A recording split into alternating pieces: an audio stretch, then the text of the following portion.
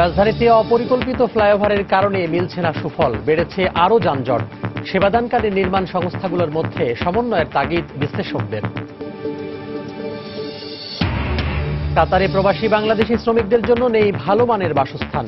ভোগান্তি চরমে, কোম্পানির সঙ্গে শ্রমিকের চুক্তিপত্র না থাকায় অসহায় দূতাবাস।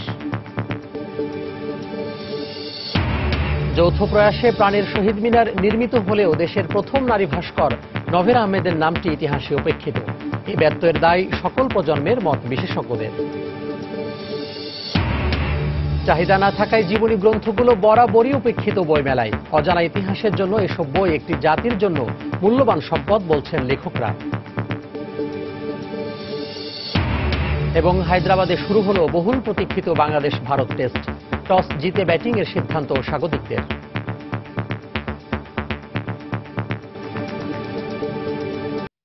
মেগাসিটি ঢাকায় ফ্লাইওভারের সংখ্যা এখন 6টি, আছে একাধিক ওভারপাসও। সাধারণত রাস্তার যানজট কমিয়ে যানবাহনকে দ্রুত গতিতে এক প্রান্ত থেকে অন্য প্রান্তে যেতে সহায়তা করাই কাজ ফ্লাইওভারের। কিন্তু অধিকাংশ ক্ষেত্রেই ফ্লাইওভার হয় অপরিকল্পিতভাবে। নগরবাসীর অভিযোগ, এ কারণেই দ্রুত যেতে সহায়তা তো দূরে থাক, বরং নগরীর রাস্তায় এখন দেখা দিয়েছে দোতলা যানজট। বিশ্লেষকরা এর জন্য দায়ী করছেন ভুল বা অদূরদর্শী পরিকল্পনা ও ফ্লাইওভার নির্মাণকারী সংস্থাগুলোর মধ্যে সমন্বয়ের অভাবকে।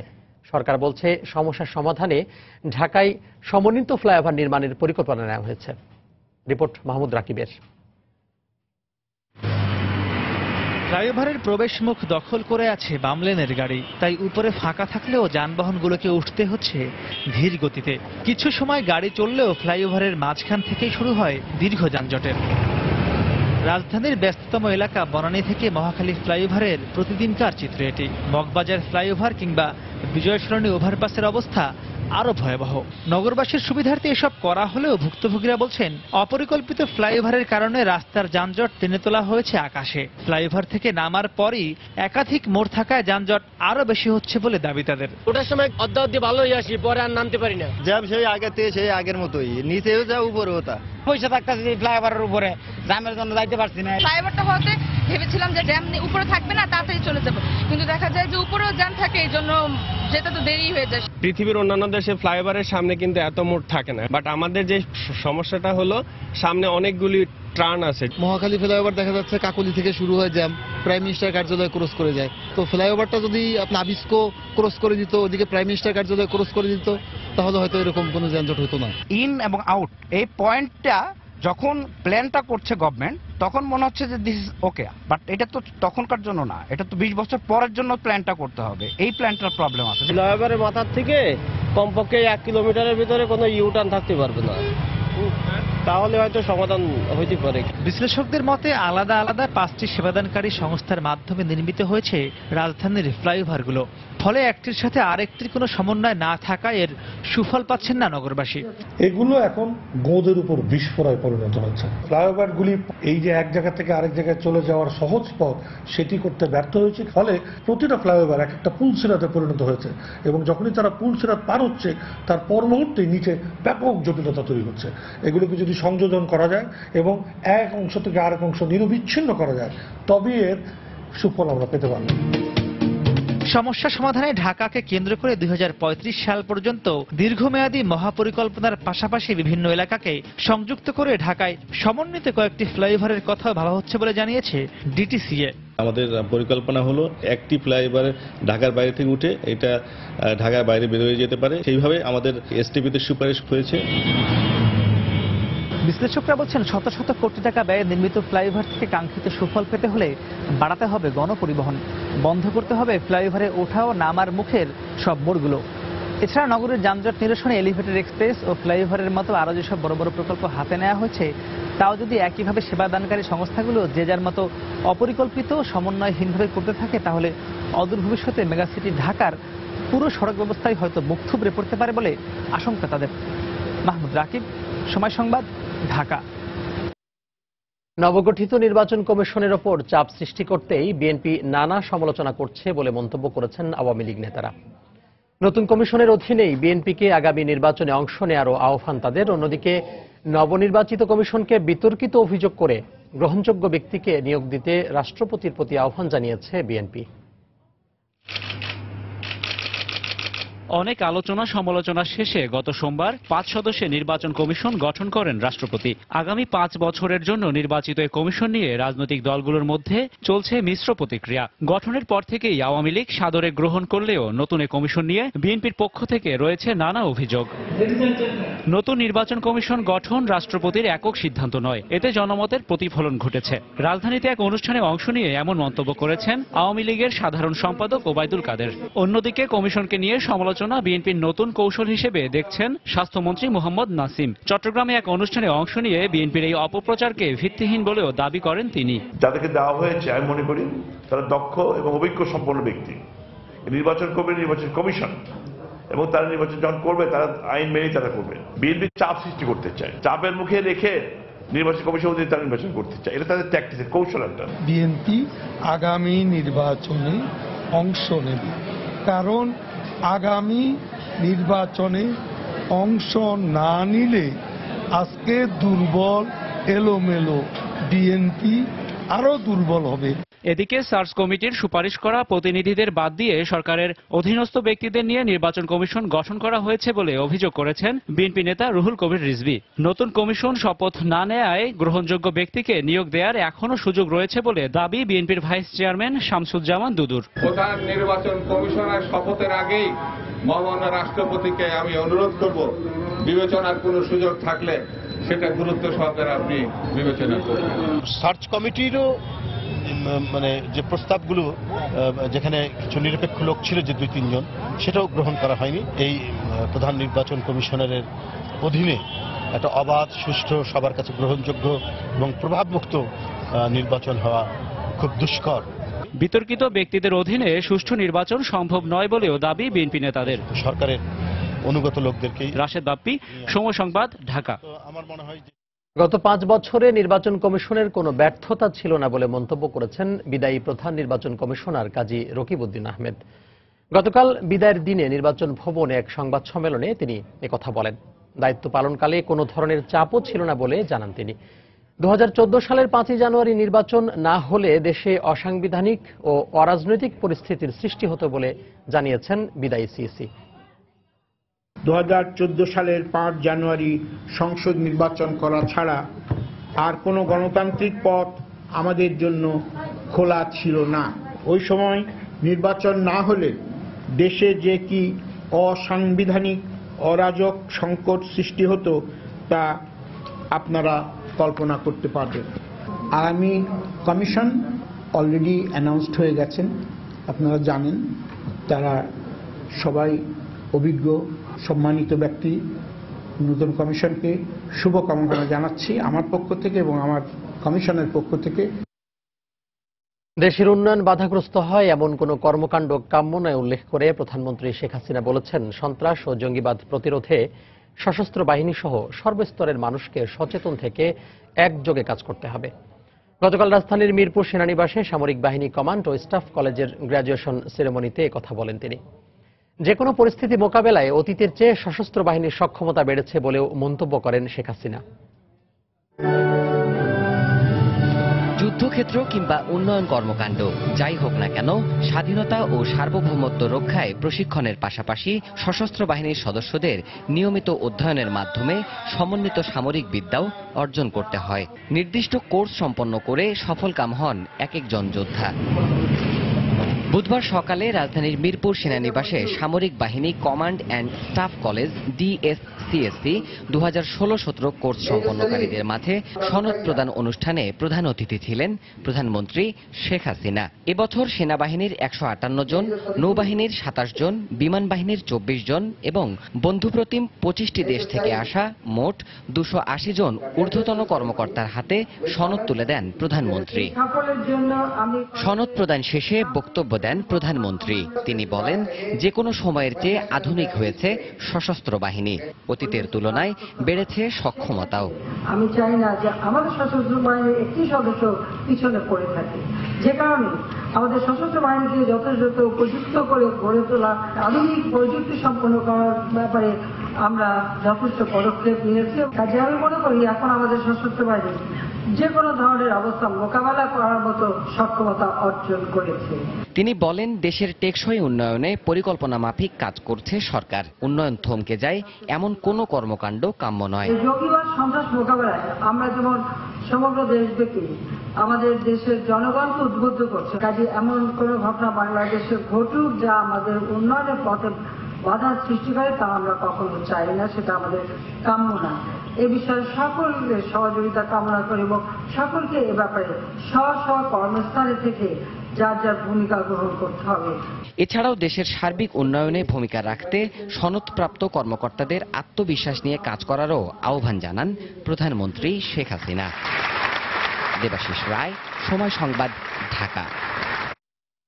সময় সংবাদে আরও থাকছে, বসন্ত ভালোবাসা দিবস ও 21শে ফেব্রুয়ারিকে সামনে রেখে ফুলের বাজার ধরতে ব্যস্ত যশোরের চাষিরা। 20 কোটি টাকার ফুল বিক্রির লক্ষ্যমাত্রা। ভারত বাংলাদেশ টেস্ট সিরিজের খবর। হায়দ্রাবাদের সিরিজের একমাত্র টেস্টে টস জিতে ব্যাট করছে ভারত। শেষ খবর পাওয়া পর্যন্ত বিরাট কোহলির দলে সংগ্রহ 1 উইকেটে 2 রান। এর আগে রাজীব গান্ধী ক্রিকেট স্টেডিয়ামে ঘরের মাঠে টানা 18 ম্যাচ অপরাজিত থাকার রেকর্ড নিয়ে খেলতে নামে ভারত। আর টাইগারদের সামনে প্রথমবারের মতো ভারতের মাটিতে খেলার চ্যালেঞ্জ। তাই তো হায়দ্রাবাদের স্পিনিং উইকেটের কথা মাথায় রেখে 2 পেসার তাসকিন রাব্বির সঙ্গে দলে রাখা হয়েছে স্পিনার তাইজুল ও মেহেদী মিরাজকে। আর এই ম্যাচের মধ্য দিয়ে ভারতীয় টেস্ট দলে ফিরেছেন আজিঙ্কা রাহানে ও ভুবনেশ্বর কুমার। ইনিংসের তৃতীয় বলেই দুর্দান্ত এক ডেলিভারিতে ওপেনার মুরারি বিজয়কে ফেরান তাসকিন।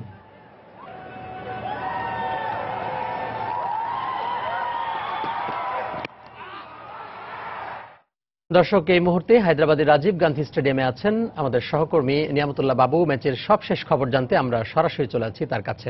বাবু,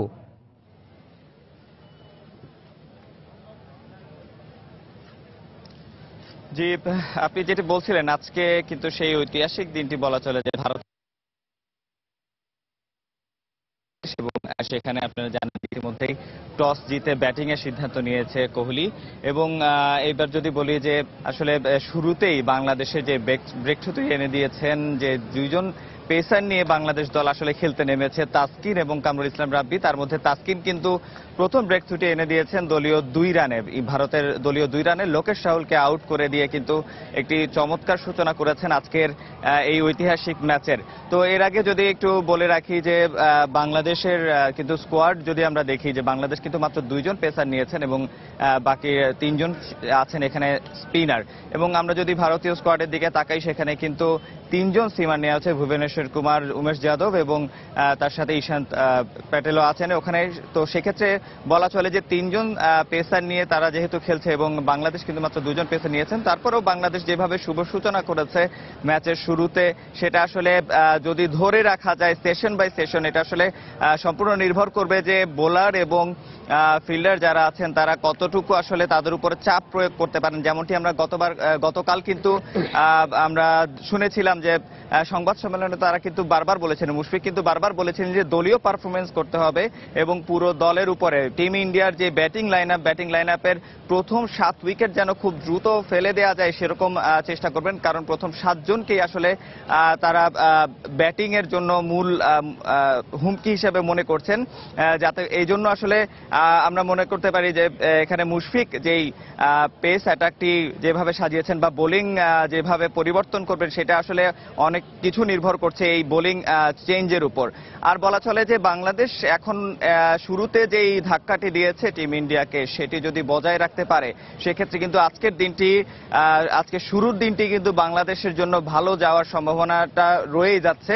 আর এক্ষেত্রে যদি আমি বলি যে টিম ইন্ডিয়াও কিন্তু চেষ্টা করবে, যেহেতু এখানে বিরাট কোহলি আছেন, এখনো আসলে দীর্ঘ তাদের ব্যাটিং লাইন আপ, প্রত্যেকেই অভিজ্ঞ এবং প্রত্যেকেই আসলে ব্যাটিং এ আপনারা জানেন যে সাম্প্রতিক যে সিরিজগুলো তারা খেলেছে ইংল্যান্ড এবং নিউজিল্যান্ডের বিপক্ষে, সেখানে কিন্তু তাদের century, triple century, double century পর্যন্ত আছে। তো এই যে ব্যাপারগুলো এখানে যে শক্তিশালী যে ব্যাটিং লাইন আপ ভারতের, এই ব্যাটিং লাইন আপটাকে আসলে ধরে রাখার এই ব্যাটিং লাইন আপকে যত দ্রুত সম্ভব গুড়িয়ে দেওয়া সম্ভব হলে সেক্ষেত্রে কিন্তু আসলে বাংলাদেশ বলা চলে যে প্রথম দিনেই চালকের আসনে বসতে পারে এই ঐতিহাসিক টেস্টের ক্ষেত্রে। তো আসলে সবকিছু মিলিয়ে আমরা যদি বলি, এবং বিরাট কোহলি যেটি বলেছিলেন যে বাংলাদেশের বোলার এবং ব্যাটসম্যান সবার যে শক্তিমত্তা সেটা সম্পর্কে তাদের ধারণা আছে। তো তারাও কিন্তু চেষ্টা করবেন যে প্রতিপক্ষ বোলারদের উপরে চাপ প্রয়োগ করে খেলার, কারণ আমরা প্রস্তুতি ম্যাচে দেখেছি তারা কিন্তু ওয়ানডে স্টাইলে তারা খেলেছেন টেস্ট ম্যাচে। তো সুতরাং বলা চলে তারা কিন্তু আস্তে আস্তে যখন উইকেটে থিতু হয়ে যাবেন তখন কিন্তু বাংলাদেশি বোলারদের উপরে তারা চাপ প্রয়োগ করার চেষ্টা করতে শুরু করবেন। তো সেক্ষেত্রে আসলে বাংলাদেশি বোলারদেরও তাদের লাইন অ্যান্ড লেন্থ বজায় রেখে যদি তারা ঠিকভাবে বল করতে পারে সেক্ষেত্রে কিন্তু আসলে প্রতিপক্ষের ব্যাটসম্যানরা সেই সুযোগটি পাবে না। তো রাজীব গান্ধী স্টেডিয়াম, হায়দ্রাবাদের রাজীব গান্ধী স্টেডিয়াম থেকে এই ছিল আমার কাছে সর্বশেষ। দর্শক, হায়দ্রাবাদের রাজীব গান্ধী স্টেডিয়াম থেকে বাংলাদেশ ভারত টেস্ট ম্যাচের সবশেষ খবর জানাচ্ছিলেন সহকর্মী নিয়ামতুল্লাহ বাবু। যাচ্ছি পরের প্রসঙ্গে। হামিদুর রহমান ও নভেরা আহমেদের যৌথ প্রয়াসে নির্মিত হয়েছিল প্রাণের শহীদ মিনার। তবে এর অন্যতম স্থপতি হওয়া সত্ত্বেও দেশের প্রথম নারী ভাস্কর নভেরা আহমেদের নামটি ইতিহাসে আজও উপেক্ষিত। ইতিহাসের এই ব্যত্যয়ে সকল প্রজন্মের দায় রয়েছে বলে মনে করেন বিশেষজ্ঞরা।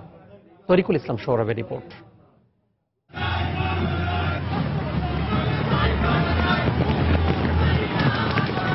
ভাষা কেবল কণ্ঠ থেকে উচ্চারিত ধ্বনিপুঞ্জ নয়, এটি অস্তিত্বেরও একটি অংশ। তাই তো 52তে প্রাণ দিতে দ্বিধা করেনি বাঙালি। তবে যে প্রাণ গেল, রক্ত ঝরল, তা বৃথা যায়নি। ভাষার দাবি প্রতিষ্ঠিত হলো, এর পাশাপাশি চেতনালোকে মাতৃভাষা আর মাতৃভূমির প্রতি ভালোবাসা আরও প্রবল হলো। তাই তো 52-র 23শে ফেব্রুয়ারি চেতনার প্রতীক হিসেবে প্রথম শহীদ মিনার নির্মিত হয়। কিন্তু যে চেতনা শহীদ মিনার ধারণ করেছিল তা ছিল পাকিস্তানি শাসকদের জন্য প্রধান হুমকি। তাই 3 দিনের মাথায় তা গুড়িয়ে দিতেও দ্বিধা করেনি তারা। স্মৃতির মিনার ভেঙেছে তোমার, ভয় কি বন্ধু? বাংলাকে রাষ্ট্রভাষা স্বীকৃতি দেবার পর 1957 সালে নতুন করে শহীদ মিনার নির্মাণের উদ্যোগ নিতে বাধ্য হয় তৎকালীন সরকার। আর এই স্মৃতির মিনার গড়তে দায়িত্ব পালন করেন শিল্পী নভেরা আহমেদ এবং হামিদুর রহমান।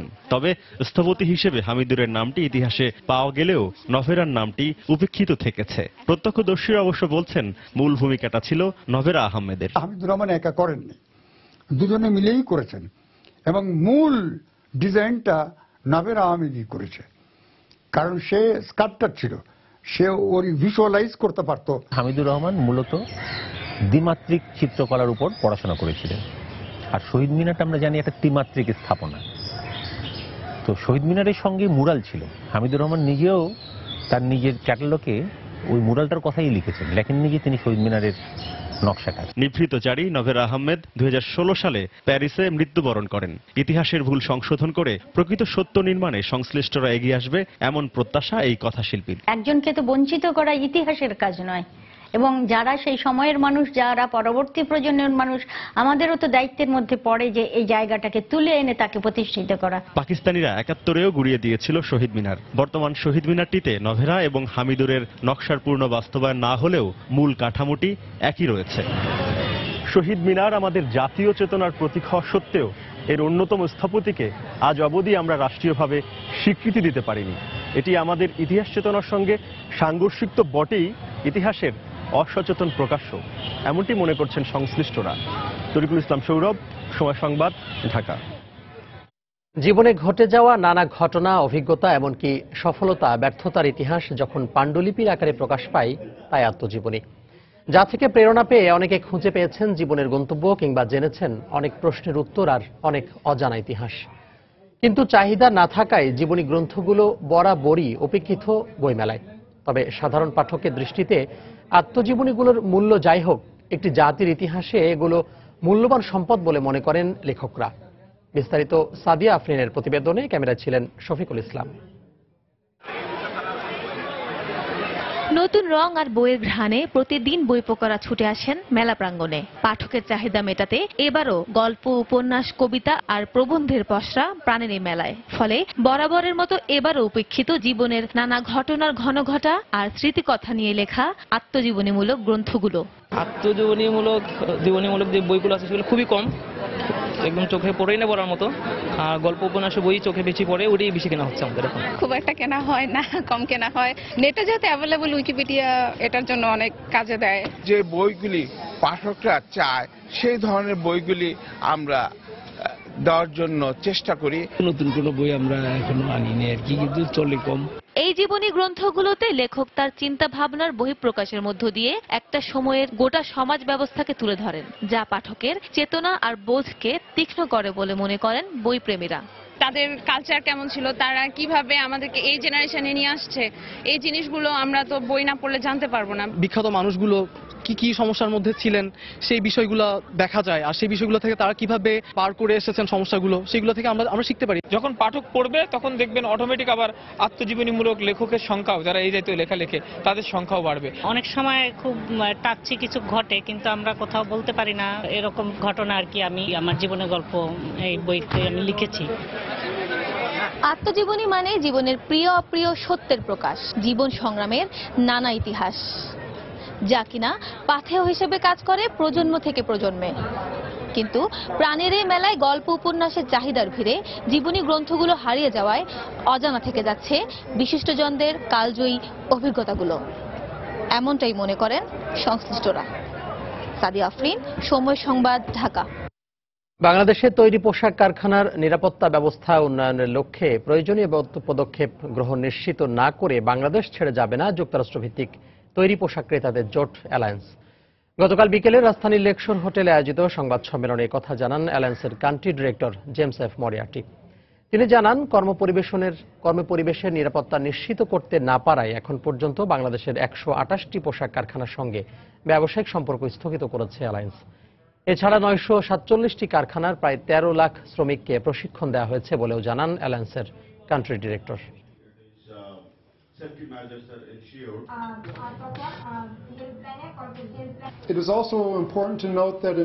বাংলাদেশের তৈরি পোশাক কারখানার কর্মপরিবেশের উন্নয়নের লক্ষ্যে 5 বছর মেয়াদী আমাদের কর্মপরিকল্পনা 2018 সালে শেষ হওয়ার কথা থাকলেও আমাদের কর্মকাণ্ডের যথার্থ উত্তরাধিকার না রেখে আমরা বাংলাদেশ ছেড়ে যাব না। আমি অবশ্যই বলবো যে আমরা পোশাক শিল্পকে সমাপ্তির দিকে নয়, আমরা এটিকে শুরুর দিকে নিয়ে যাচ্ছি। আমরা বাংলাদেশের তৈরি পোশাক কারখানাকে বিশ্বের অন্যতম একটি নিরাপদ শিল্পে পরিণত করতে চাই।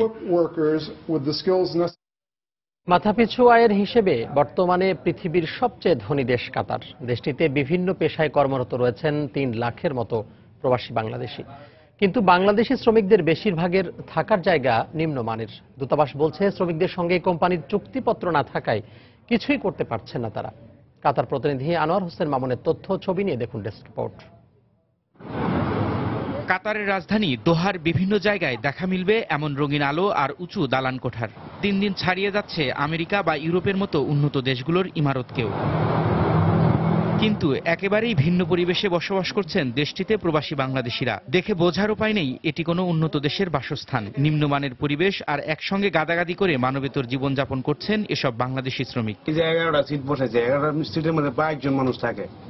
22 জন মানুষ থাকে সিটটার মধ্যে, কি কি জীবিত লাগতেছে, থাকার পরিবেশ ভালো না। সকালে 4টা বাজে দিয়ে যেতে হইতেছে, এসে রান্না বান্না করতে হইতেছে। কাতার সরকারও কোনো একটা ভূমিকা নেয় না, আর বাংলাদেশ সরকারও তো কোনো একটা ভূমিকা নেয় না। শ্রমিকদের সমস্যা নিয়ে কাজ করার মতো কোনো সংগঠন কাতারে গড়ে না ওঠায় হতাশ বাংলাদেশি কমিউনিটির নেতারা। কাতারে যারা বিভিন্ন সংগঠন সবাই মিলে বসে শ্রমিকদের কল্যাণের জন্য যাতে বাংলাদেশি কমিউনিটির সবাইকে নিয়ে সংগঠন গড়ে তুলে আমরা শ্রমিকদের উন্নয়নের কাজে সম্পৃক্ত হতে পারি। আর বাংলাদেশি শ্রমিকদের সঙ্গে তাদের নিয়োগকারী কোম্পানির চুক্তিপত্র না থাকায় অসহায় প্রবাসীদের পাশে দাঁড়াতে পারছে না বাংলাদেশ দূতাবাস। বাংলাদেশ থেকে আসার সময় এটা এনশিওর করে আসতে হবে, তাদের চুক্তিপত্র সাইন করতে হবে, চুক্তিপত্রে কত টাকা বেতন দেওয়া হবে, কি কাজ করবে, কোথায় থাকবে, এগুলো ক্লিয়ারলি মেনশন করা থাকে। সেভাবে যদি তারা আসে তাইলে কিন্তু এখানে যদি তারা এরকম প্রোভাইড করতে না পারে, নিশ্চয়ই আমরা এমবেসি থেকে এখানে যদি টেক অফ করি তারা এটা দিতে বাধ্য থাকবে। 2022 সালের ফুটবল বিশ্বকাপের আয়োজক কাতার, তাই দেশটিতে চলছে বিশাল নির্মাণযজ্ঞ। আর এজন্য আরো 2 লাখ বাংলাদেশি শ্রমিক কাতারে আসবে বলে জানিয়েছে বাংলাদেশ দূতাবাস। এ অবস্থায় প্রবাসী শ্রমিকদের দাবি, ন্যায্য পারিশ্রমিকের পাশাপাশি উন্নত বাসস্থানের ব্যবস্থা যেন হয়। সময় সংবাদ, দোহা, কাতার। সময় সংবাদে আরো থাকছে, 7 ফেব্রুয়ারি শেষ হলো কুমিল্লা সিটি কর্পোরেশনের প্রথম নির্বাচিত মেয়রের মেয়াদ। প্রত্যাশা পূরণ নিয়ে নাগরিক ও জনপ্রতিনিধিদের ভিন্ন মত।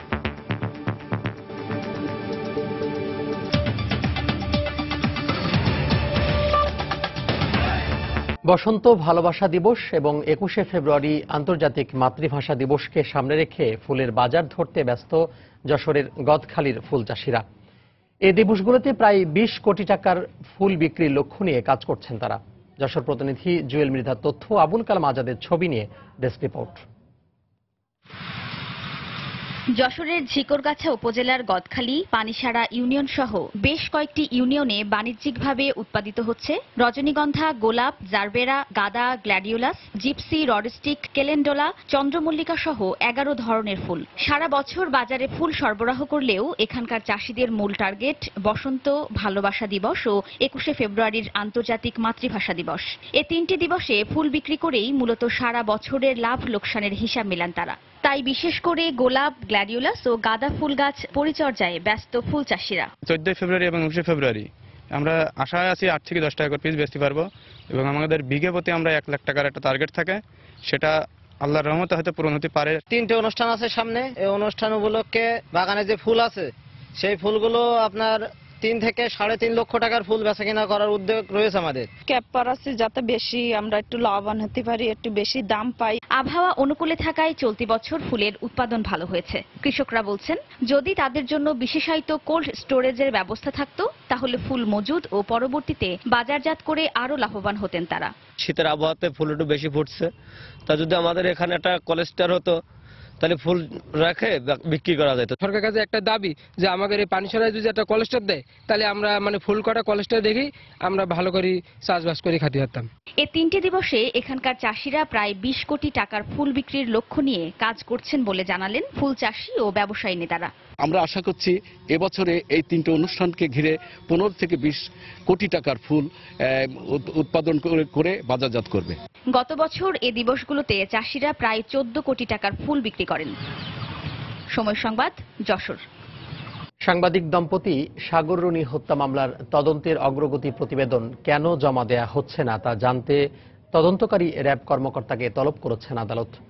গতকাল মামলার তদন্ত প্রতিবেদন জমা দেওয়ার কথা ছিল, তবে তদন্তকারী সংস্থা র্যাব সহ বিভিন্ন সংস্থা 45তম বারের মতো প্রতিবেদন দাখিল না করায় ঢাকা মহানগর হাকিম মাজহারুল ইসলাম আগামী 21শে মার্চ প্রতিবেদন দাখিলের নির্দেশ দেন। 2012 সালের 11ই ফেব্রুয়ারি মাছরাঙ্গা টেলিভিশনের বার্তা সম্পাদক সাগর সারোয়ার ও এটিএন বাংলার জ্যেষ্ঠ প্রতিবেদক মেহরুন রুনি রাজধানীর পশ্চিম রাজাবাজারের নিজ বাসায় খুন হন। ঘটনার পর রুনির ভাই নওশের আলম রোমান শেরেবাংলা নগর থানায় হত্যা মামলা দায়ের করেন। পরে 2012 সালে 18 এপ্রিল হাইকোর্টের নির্দেশে মামলাটির তদন্তভার র্যাবের কাছে হস্তান্তর করা হয়।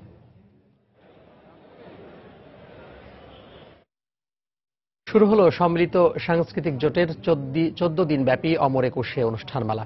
গতকাল শহীদদের স্মৃতির প্রতি শ্রদ্ধা জানিয়ে কেন্দ্রীয় শহীদ মিনারে অনুষ্ঠানের উদ্বোধন করা হয়। সবার উপরে মানুষ সত্য, তাহার উপরে নাই ব্যানারে অনুষ্ঠানটির উদ্বোধন করেন ভাষা সৈনিক কামাল লোহানী।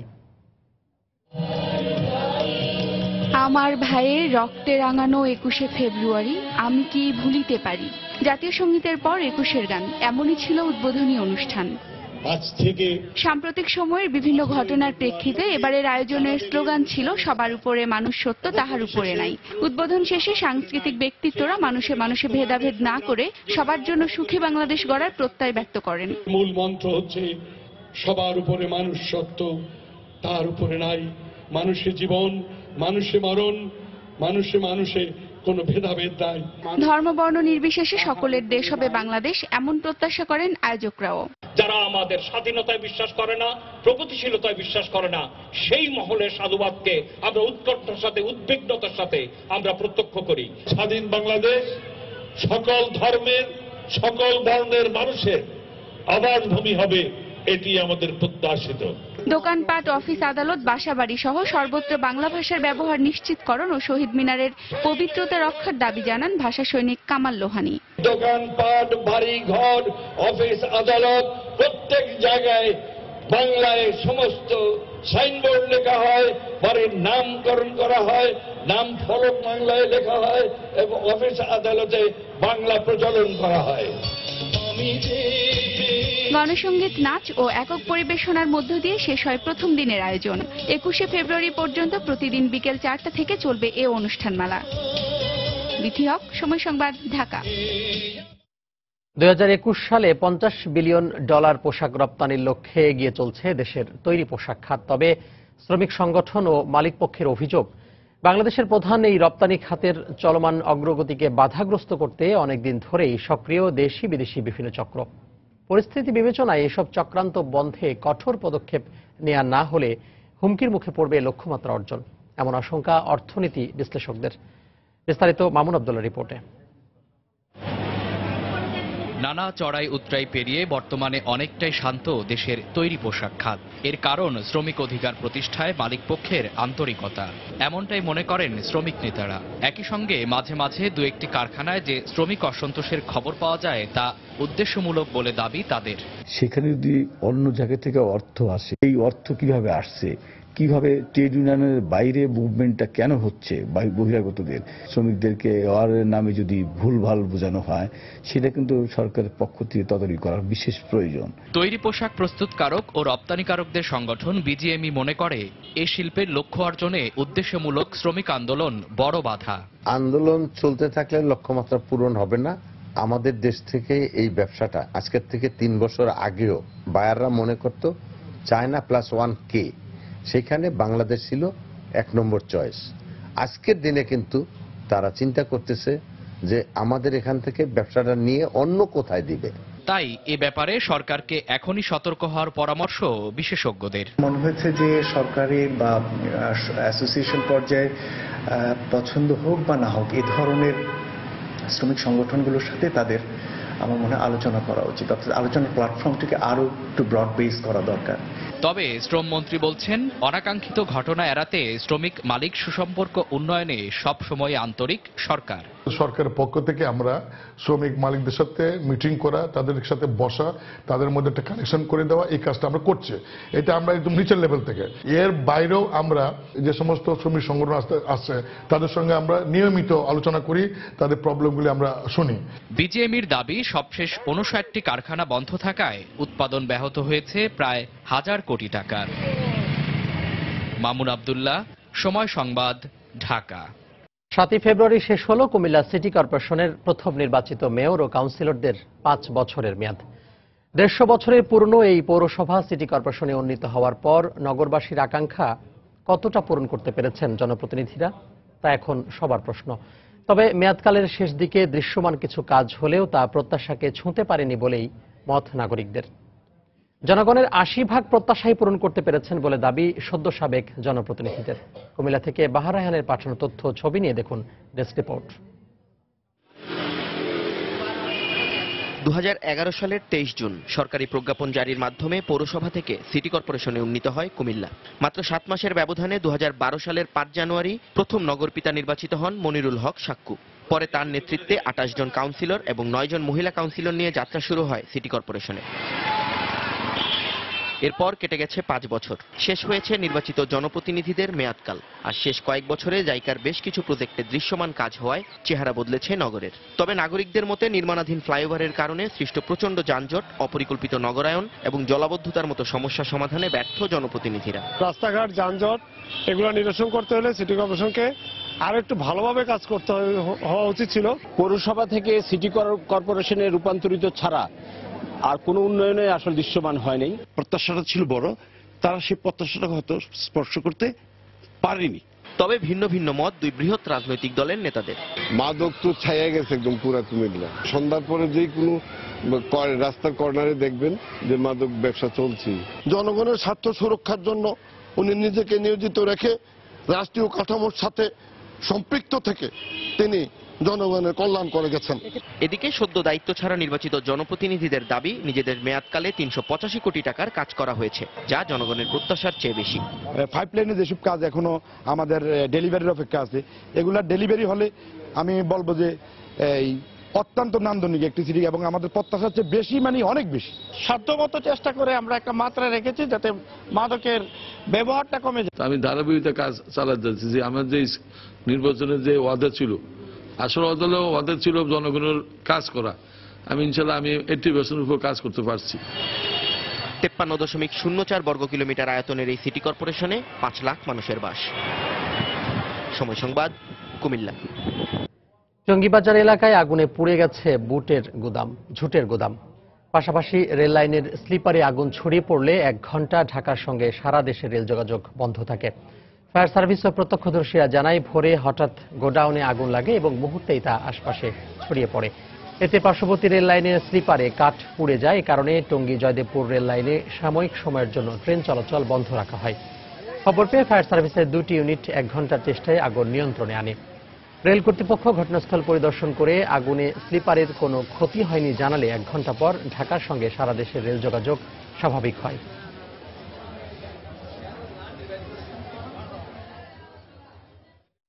প্রশিক্ষণের অভাব আর শ্রেণীকক্ষের স্বল্পতার কারণে ঝিনাইদহের বিভিন্ন সরকারি প্রাথমিক বিদ্যালয়ে দেয়া পিয়ানো শিক্ষার্থীদের কাজে লাগছে না। অযত্নে এসব পিয়ানো ফেলে রাখা হয়েছে শ্রেণীকক্ষে। শিক্ষকরা বলছেন, সময় থাকলেও প্রশিক্ষকের অভাবে বাস্তবায়ন হচ্ছে না এই প্রকল্প। লোটাস রহমান সোহাগের পাঠানো তথ্য ছবি নিয়ে দেখুন ডেস্ক রিপোর্ট। 2012 সালে সংস্কৃতি মন্ত্রণালয়ের পক্ষ থেকে ঝিনাইদহের বেশ কয়েকটি সরকারি প্রাথমিক বিদ্যালয়ে দেয়া হয় পিয়ানো। উদ্দেশ্য ছিল পুঁথিগত শিক্ষার পাশাপাশি সংস্কৃতি চর্চায় শিক্ষার্থীদের দক্ষ করে তোলা। কিন্তু 4 বছর পেরিয়ে গেলেও বাস্তবায়িত হয়নি সেই উদ্দেশ্য। অনেক স্কুলেই কক্ষের কোনায় ফেলে রাখা হয়েছে পিয়ানো। শেখানো হচ্ছে না শিক্ষার্থীদের, শোনানো হচ্ছে রেকর্ড করা গান। শিক্ষকরা বলছেন, শিক্ষার্থীদের পিয়ানো শেখাতে প্রয়োজন শিক্ষক ও শ্রেণীকক্ষ। ছড়া গান এমনি শেখাতাম, হারমোনিয়াম ছাড়া, পিয়ানো ছাড়া। আর এখন ওই যে রিডগুলো ব্যবহার করে করছি সেটা করছি, কিন্তু আমার মনে হয় 2 দিনের ট্রেনিং পর্যাপ্ত না। প্রতিটা স্কুলে যদি এক্সপার্ট টিচার, একজন করে অন্তত সংস্কৃতি মনার টিচার দেওয়া হয়, তাহলে এই উদ্দেশ্যটা আরো বেশি ফলপ্রসূ হতে পারে বলে আমার মনে হয়। আমাদের এখানে যে পিয়ানোটা দেওয়া হয়েছে সরকারের তরফ থেকে, সেখানে কিছু রেকর্ডিং গান সংযুক্ত করা হয়েছে। আমরা শুধু সমাবেশে সেটাই বাজিয়ে থাকি। জেলা প্রাথমিক শিক্ষা কর্মকর্তা বলছেন, পিয়ানোগুলোর ব্যবহার নিশ্চিত করতে শিক্ষকদের পর্যাপ্ত প্রশিক্ষণ প্রয়োজন। তাদের আরো প্রশিক্ষণের জন্য আমার প্রয়োজন মনে করছি এবং জরুরিভাবে প্রত্যেকটা পিয়ানো সঠিকভাবে যেন ব্যবহার করতে পারে, এই ব্যাপারে প্রশিক্ষণের আয়োজন করার জন্য কর্তৃপক্ষের নিকট অনুরোধ। জেলা প্রাথমিক শিক্ষা অফিসের তথ্য অনুযায়ী ঝিনাইদহের 6টি উপজেলায় সরকারি প্রাথমিক বিদ্যালয় রয়েছে 886টি। এর মধ্যে 56টি বিদ্যালয়ে পিয়ানো দেওয়া হয়েছে। সময় সংবাদ, ঝিনাইদহ। দেশের বাইরের খবর। ইউরোপীয় ইউনিয়ন থেকে বের হয়ে যাওয়ার প্রক্রিয়া শুরু করতে ব্রেক্সিট বিলের অনুমোদন দিয়েছে ব্রিটিশ পার্লামেন্ট। বুধবার হাউস অব কমন্সে 616 জন এমপির মধ্যে খসড়া বিলটির পক্ষে ভোট দেন 494 জন এবং বিপক্ষে ভোট পড়ে 122টি। এর ফলে বিলটি উচ্চকক্ষ হাউস অব লর্ডসে যাওয়ার পথে আর কোনো বাধা রইল না। যদিও বিলটি আইনে পরিণত করতে হাউস অব লর্ডসকে আরও যাচাই বাছাইয়ের প্রয়োজন রয়েছে। আগামী মার্চের শেষ নাগাদ ব্রেক্সিট নিয়ে আনুষ্ঠানিক আলোচনা শুরু করার প্রত্যয় ব্যক্ত করেছেন ব্রিটিশ প্রধানমন্ত্রী থেরেসা মে। এদিকে হাউস অব কমন্সে বুধবারের ভোটাভুটিতে লেবার পার্টির ছায়া সরকারের বাণিজ্যমন্ত্রী ক্লাইভ লুইস সহ 52 এমপির বিলটির বিরুদ্ধে ছিলেন। বিলের বিপক্ষে নিজের অভিমত জানিয়ে ছায়া সরকার থেকে পদত্যাগ করেছেন ক্লাইভ। গত 24 জানুয়ারি যুক্তরাজ্যের সুপ্রিম কোর্টের এক রায়ে বলা হয়, ব্রেক্সিট প্রক্রিয়া শুরু করতে সরকারকে অবশ্যই ব্রিটিশ পার্লামেন্টের অনুমোদন নিতে হবে। রাশিয়ার প্রধান বিরোধী দলীয় নেতা অ্যালেক্সেই নাভালিনকে অর্থ আত্মসাতের মামলায় দোষী সাব্যস্ত করেছে দেশটির আদালত। একই সঙ্গে তাকে 5 বছরের জন্য সব ধরনের রাজনৈতিক কর্মকাণ্ড থেকে নিষিদ্ধ করা হয়। এতে করে আগামী বছরের প্রেসিডেন্ট নির্বাচনে ভ্লাদিমির পুতিনের বিপরীতে প্রতিদ্বন্দ্বিতা করতে পারবেন না তিনি। যদিও নিজের বিরুদ্ধে আনা সব অভিযোগ অস্বীকার করে আদালতের রায়ের বিরুদ্ধে আপিল করার কথা জানিয়েছেন নাভালনি। এছাড়াও আগামী প্রেসিডেন্ট নির্বাচনে লড়াই করার প্রত্যয়ও ব্যক্ত করেন তিনি। নাভালনির বিরুদ্ধে কিরোভ রাজ্যের গভর্নর থাকাকালীন সরকার নিয়ন্ত্রিত একটি ব্যবসা প্রতিষ্ঠান থেকে 5 লাখ মার্কিন ডলার আত্মসাৎ করার অভিযোগ রয়েছে। এ পর্যায়ে শীর্ষ সংবাদগুলো জানিয়ে দিচ্ছি আরও একবার। রাজধানীতে অপরিকল্পিত ফ্লাইওভারের কারণে মিলছে না সুফল, বেড়েছে আরও যানজট। সেবাদানকারী নির্মাণ সংস্থাগুলোর মধ্যে সমন্বয়ের তাগিদ বিশ্লেষকদের। কাতারে প্রবাসী বাংলাদেশি শ্রমিকদের জন্য নেই কোনো ভালো মানের বাসস্থান। ভোগান্তি চরমে, কোম্পানির সঙ্গে শ্রমিকের চুক্তিপত্র না থাকায় অসহায় দূতাবাস। যৌথ প্রয়াসে প্রাণের শহীদ মিনার নির্মিত হলেও দেশের প্রথম নারী ভাস্কর নভের আহমেদের নামটি ইতিহাসে উপেক্ষিত। এ ব্যত্যয়ের দায়ী সকল প্রজন্মের মত বিশেষজ্ঞদের। চাহিদা না থাকায় জীবনী গ্রন্থগুলো বরাবরই উপেক্ষিত বইমেলায়। অজানা ইতিহাসের জন্য এসব বই একটি জাতির জন্য মূল্যবান সম্পদ বলছেন লেখকরা। এবং হায়দ্রাবাদে শুরু হলো বহুল প্রতীক্ষিত বাংলাদেশ ভারত টেস্ট। টস জিতে ব্যাটিংয়ে স্বাগতিকরা। প্রথম ওভারেই তাসকিনের গতিতে ধরাশায়ী ওপেনার লোকেশ রাহুল। এই ছিল এখনকার মতো। যে কোনো খবর পেতে ভিজিট করুন সময়নিউজ.tv। যে কোনো বাংলা লিংক, রবি ও এয়ারটেল নম্বর থেকে সময় সংবাদের খবর, অনুষ্ঠান সম্পর্কে জানতে এবং যে কোনো তথ্য সময় সংবাদকে জানাতে ডায়াল করুন 1624 নম্বরে। এছাড়া এইমাত্র পাওয়া খবর মোবাইলে পেতে SMS করুন *BN লিখে পাঠিয়ে দিন 16242 নম্বরে। সঙ্গে থাকুন সময়ের।